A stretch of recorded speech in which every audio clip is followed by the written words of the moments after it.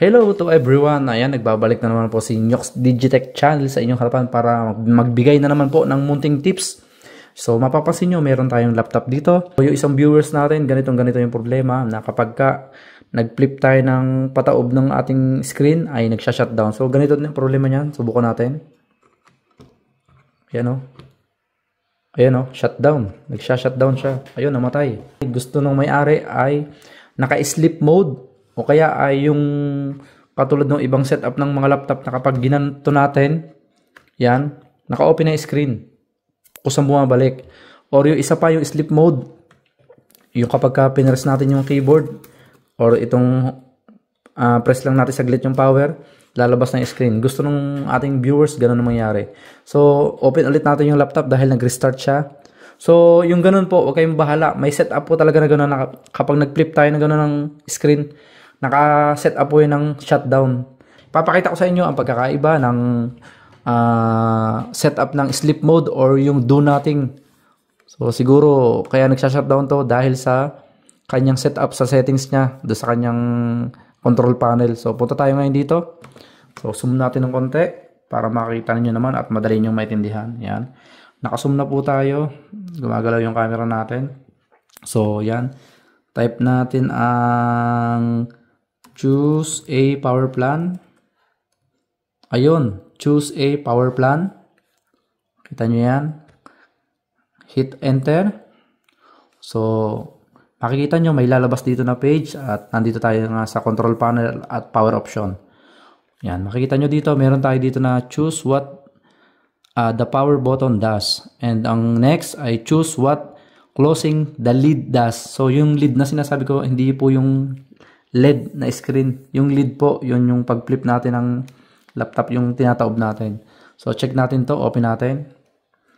Ayan, open natin yan. Ayun, naka-open na. Zoom pa natin na konti para mas maganda. Alright, ayun. Kitang-kita. So, makikita nyo, on battery. Kapag naka-battery lang, do nothing. So, pwede natin yan gawin ganito. Yan, shutdown. So, kapag pinress natin ganun ng button, power button ay magsha-shutdown na siya. So, dito naman, kaya kapag nagpi-flip tayo kanina, when I close the lid, nakalagay po sa settings niya ay shutdown. So, dapat dalawa lang ang pipiliin natin dyan. Pwede din yung hibernate, pero kung nagmamadali ka, minsan ang hibernate, nag-stack up din yan. So, dapat dito tayo sa do nothing or sa sleep. Yan. So, doon naman sa plug-in, naka-do nothing din and naka-hibernate. So, dito muna tayo sa dalawa na to. Yan. Pwede din natin palitan yan kung gusto nyo. Nasa sa inyo yan. Nakalagay do nothing and do nothing. So, dapat dito sa dalawa na to, sa when I press the power button, dapat naka-shutdown yan. Yan. Pwede nyo ganyan yun para mas madali. Para hindi na kayo pupunta dito. Yan. Kaya mapansin nyo. Yan. Pupunta pa kayo doon. So, pupunta pa kayo sa shutdown. So, pag dito, isang press lang. Hindi nyo kailangan i-long press at mamamatay na po yung laptop nyo. Yung mga laptop po natin, may mga setup na ganyan. Hindi nyo lang siguro nalalaman. Nandiyan na tayo ngayon. When I close the lid, ay dapat kapag pinilip natin yung ating screen ay mag-sleep mode. So, testingin natin. Save muna natin. Save. Nakalagay sa una, when I press the power button, is shutdown ang setup natin. Then, sa second naman, when I close the lid, ang setup niya ay sleep mode. Okay. Setup natin. Save. So, testingin natin. Yan. Okay. I-on natin ulit. So, ang gagawin natin dyan, sinasabi ko kanina, ganito lang kayo.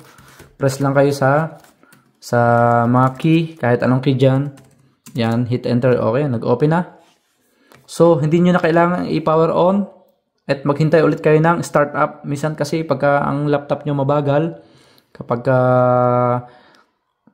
pinower on nyo or gusto nyo gamitin ulit or nagmamadali kayo, ipapower in nyo pa. Tapos mag-start up pa yan. Magre-reading pa yan ng mga ibang apps. So, ganyan po maganda. Sleep ang dapat unang gawin or yung do nothing. So, punta ulit tayo sa choose power plan. So, testingin natin yung isa. Mas maganda po yung isa para sa akin kung nagmamadali talaga tayo. Doon tayo sa do nothing. Ang ibig sabihin po ng do nothing, wala na kayong gagawin. Kapag close nyo ng screen, yan, subukan natin. Okay, close ng screen. Kahit ganun katagal pa yan. Kahit mga 1 minuto pa, 5 minutes, 10 minutes. Pag open yung ganyan, nakabukas na po yung screen. Yan po ang ibig sabihin ng do nothing. Ang ginawa lang natin ay inopen natin yung screen. Wala po tayong pinarest na kahit ano. Doon naman po sa shutdown. Kung gusto nyo makita yung shutdown, papakita ko naman sa inyo. Kanina, yung setup natin na ginawa shutdown, ganito lang po yun. Oh. Yun, isang press do. Yan, ganun lang, isang press lang, namatay na siya. And kapag piniflip natin, hindi na din siya namamatay. So sana nasundan nyo yung video natin. Napakalaking tulong po nito kung alam natin to. Hindi po lahat ng nagsha-shutdown ay may problema yung laptop ha. Yun po ay nasa settings natin. Huwag tayong mababahala. Sa settings po na ginawa ko kanina, ilagay nyo lang sa do nothing or do sa sleep mode. And do sa sa power button, pwede nyo ilagay din ang do nothing kung ayaw nyo i-press dito. At gumamit na lang kayo ng shutdown doon sa gitna. Yan.